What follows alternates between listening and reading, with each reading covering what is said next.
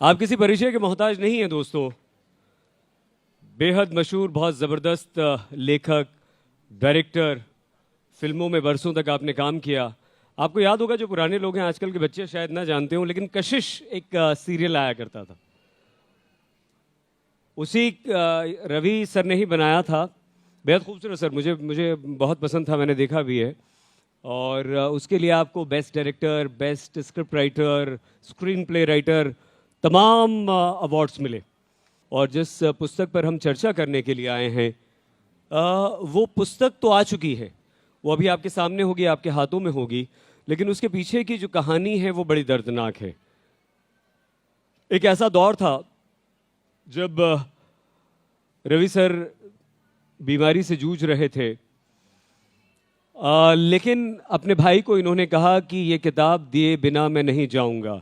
तो ये हौसला था, ये जज्बा था, ये हिम्मत थी, ये ताकत थी, जिसको हम सलाम करते हैं sir. Thank you very much. क्या है किताब, बताइए। टैटू ऑन माई ब्रेस्ट, क्या क्या मतलब है इसका? देखिए, सबसे पहले तो मैं आपको ये बताना चाहूँगा कि टेलीविज़न करते करते, एक प्रोडक्शन हाउस बनाते बनाते, मेरा सबसे पहला, जो मैं 1 मिनट लूँगा वो इंट्रोडक्शन देने में, कि मेरा पहला शो जो था वो दूरदर्शन पे आता था, इम्तिहान, DD2 शुरू हुआ था। उसके बाद मैं खुद प्रोड्यूसर बना, सैलाब, थोड़ा है थोड़े की ज़रूरत, वो करीबन 20 साल तक हम लोग टेलीविज़न करते रहे। फिर हम लोग सिनेमा में चले गए, तनु एड्स, मनु और रांझना, और मेरे ख्याल से भी मेरे भाई के साथ अगर कुछ लोग थे मुझसे थोड़ी देर पहले। और एक स्टेज ऐसी आ गई, सईद, मैं बताना चाहूँगा कि मैंने किताब क्यों, sir why did I choose to write a book rather than sir continuing writing television. एक दौर चेंज हुआ, और वो दौर ऐसा आया, वो हर इंसान की ज़िंदगी में होता है। आप चलते चलते लोग बदलते हैं, पार्लियामेंट बदलती है, सत्ता बदलती है, और एक ऐसी सत्ता आई टेलीविज़न में जहाँ पे नए लोग आए।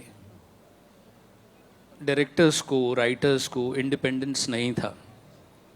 वो जो करना चाहते थे, जिसको हम फ्रीडम ऑफ आर्ट मैं कहूँगा, वो नहीं था। और जैसे मुझे अच्छी तरह से याद है कि एक सज्जन गए टेलीविज़न शो करने, तो उन्होंने कहा कि क्या लाए हो, तो उन्होंने कहा कि मुंशी प्रेमचंद की कहानी है। तो वहाँ जो लड़की बैठी थी उसने कहा कि तो why don't you get the writer tomorrow along. तो ये रियल किस्से हैं। क्या बात, बहुत ये रियल है। उन्होंने कहा कि कल आप राइटर को क्यों नहीं लेके आ जाते। और दूसरी बार ऐसा हुआ कि ऋषिकेश मुखर्जी, जो किसी तारुफ के मोहताज नहीं है, वो पर्सनली गए। तो उस लड़की ने कहा कि आप अपना बायोडाटा साथ लाए हो। तो दैट वाज द टाइम मुझे लगा कि यहाँ से अब निकलना चाहिए, और मैंने ये किताब सोची लिखने के लिए।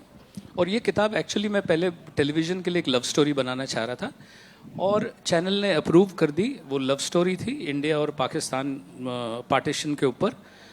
पर जिस तरीके से कहानी मैंने डेवलप करनी शुरू की, तो मुझे लगा कि ये कहानी बहुत बड़ी किताब बन सकती है। ये टेलीविज़न में कॉम्प्रोमाइज़ करके, घुट के ये रह जाएगी। Why should not I make or write a book on this. तो मैंने ये किताब लिखनी शुरू की। किताब लिखते लिखते मुझे इसका प्रेमाइस चाहिए था, और मुझे लगा कि पार्टीशन से अच्छा प्रेमाइस नहीं हो सकता। और पार्टीशन भी ऐसा था कि सईद, हम लोगों ने जब भी पार्टीशन डिस्कस किया है, जब भी सर हम यहाँ तो पंजाब डिस्कस करते हैं, यहाँ हम लोग बंगाल डिस्कस करते हैं, और वही सीमित रह जाते हैं। हमने उसके अलावा पार्टीशन कभी डिस्कस किया ही नहीं। और पार्टीशन की जो मेमोरीज़ हैं हमारे दिमाग में, जो हमने किस्से सुने हैं, वो बहुत ही दर्दनाक और खून और गौरी किस्से हैं।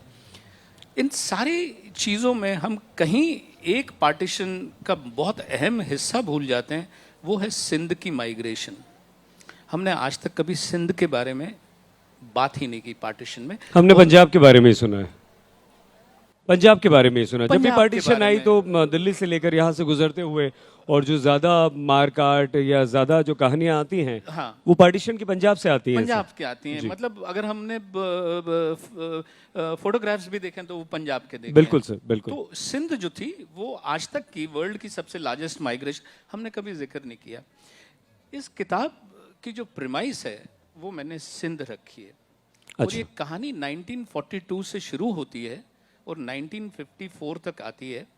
एक सिंध की सिंधी फैमिली की लड़की है, उसकी कहानी, और वो किस तरीके से एक एक इवेंट, जो भी इवेंट हमारे 42 के बाद हुआ, चाहे वो क्विट इंडिया मूवमेंट था, चाहे वो डायरेक्ट एक्शन डे था, जो भी हुआ वो इस किताब का हिस्सा है।